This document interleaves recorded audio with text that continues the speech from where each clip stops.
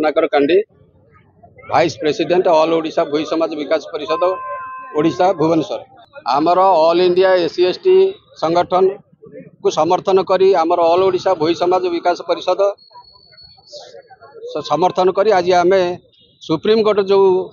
1 तारिख रे जो डिसीजन देइचंती तारी विरुद्ध रे आज आम आंदोलन करूचु। जो सुप्रीम कोर्ट जो वर्गीकरण करिचंती कोटा भितर कोटा तेणु तार ताकू विरोध करी सारा भारत वर्ष रे आज आमर आंदोलन चली जो आमर 341 342 धारा अनुसार जो गोटाक सुप्रीम कोर्टर क्षमता जो गोटाक पार्लियामेंटर क्षमता से पार्लियामेंटर क्षमता और सुप्रीम जो आमर प्रेसिडेंट क्षमता को उल्लंघन करी सुप्रीम कोर्ट आज से नियम तैयारी करुची। पार्लियामेंट नियम तैयारी करने कथा किंतु सुप्रीम कोर्ट नियम तैयारी करुची तेणु जो गोटाक असंवैधानिक तेणु आम से जदि नियम तैयारी करने कथा पार्लियामेंटर क्षमता अच्छे पार्लियामेंट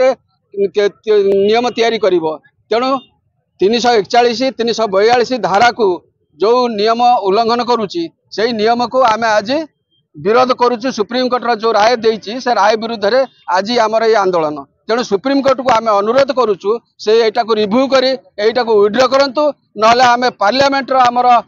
जो अच्छी नियम तैयारी करने को सेमानकु आम आज अनुरोध करुचु जे सेमाने बिल आनिकरी एटा को विड्रॉ करंतु। आमर आज अभिप्राय से आम आज ये बंद डाकरा एससी एसटी संगठन जो ऑल इंडिया देइची ताकू समर्थन करी आमर ऑल ओडिशा भूई समाज विकास परिषद आज ये आंदोलन डाकरा रे शामिल होइछि। मो सुकांतियाड़ी सामाजिक कर्मी मो स्वागत करूँ देखु आज जो भारत बंद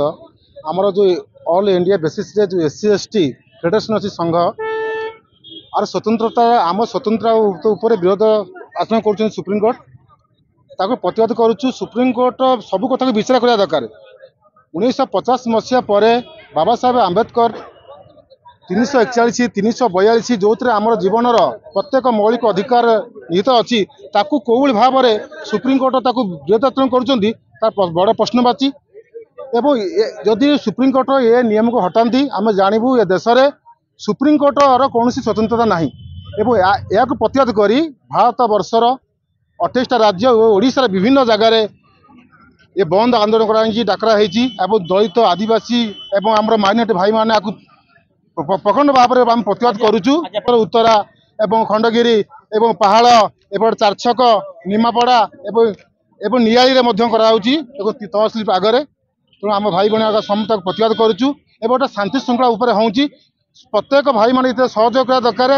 आगु आकु ये सरकार एवं सुप्रीम कोर्ट केमती विरत रे